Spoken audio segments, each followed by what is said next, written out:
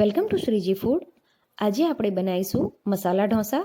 મસાલા ઢોસા ટેસ્ટમાં ખૂબ જ સરસ લાગતા હોય છે અને ઘરના બનાવેલા ઢોસા ઉપરથી એકદમ ક્રિસ્પી અને ખાવામાં સોફ્ટ બને છે.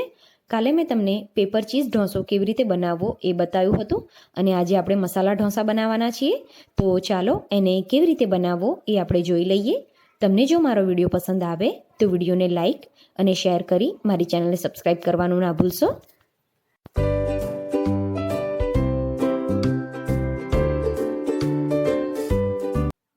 સૌથી પહેલાં ઢોસા બનાવવા માટે જે નોનસ્ટિકની તવી આવે છે એને આપણે ગરમ કરવા માટે મૂકી દઈશું.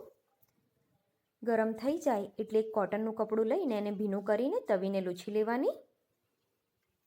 હવે આપણે ઢોસાનું ખીરું જે તૈયાર કરીને રાખ્યું હોય એ આની ઉપર સ્પ્રેડ કરી દેવાનું અને ખીરાને થોડું મીડિયમ થીક રાખવાનું છે અને આ રીતે એને સ્પ્રેડ કરી દેવાનું.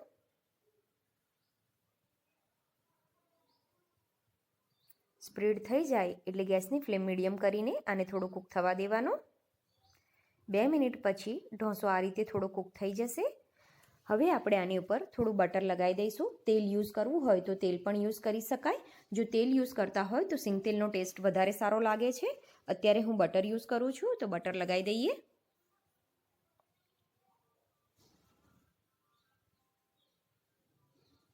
બટર લગાઈ જાય એટલે એની ઉપર મૈસૂર ચટણી સ્પ્રેડ કરવાની અને ચટણીને આ રીતે થોડી થીક રાખવાની.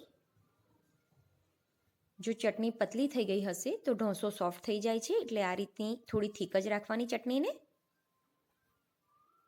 આખા ઢોસા ઉપર સરસ રીતે એને સ્પ્રેડ કરી દો. થોડો ચાટ મસાલો સ્પ્રિંકલ કરીએ. જે સ્ટફિંગ રેડી કરીને રાખ્યું છે એ આપણે આની ઉપર મૂકવાનું છે.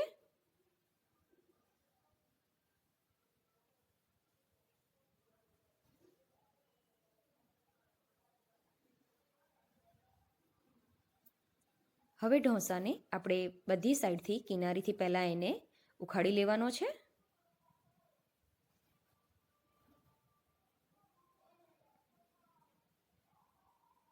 હવે ગેસની ફ્લેમ સ્લો કરી દઈશું. ફોલ્ડ કરી દઈએ એને.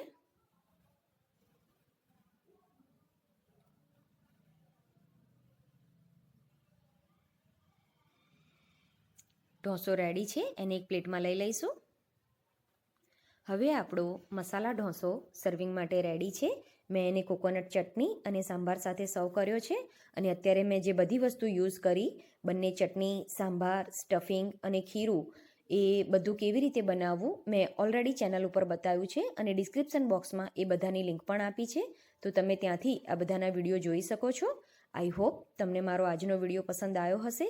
આવા જ બીજા વિડીયો શીખવા મારી ચેનલને સબસ્ક્રાઈબ કરવાનું ના ભૂલશો.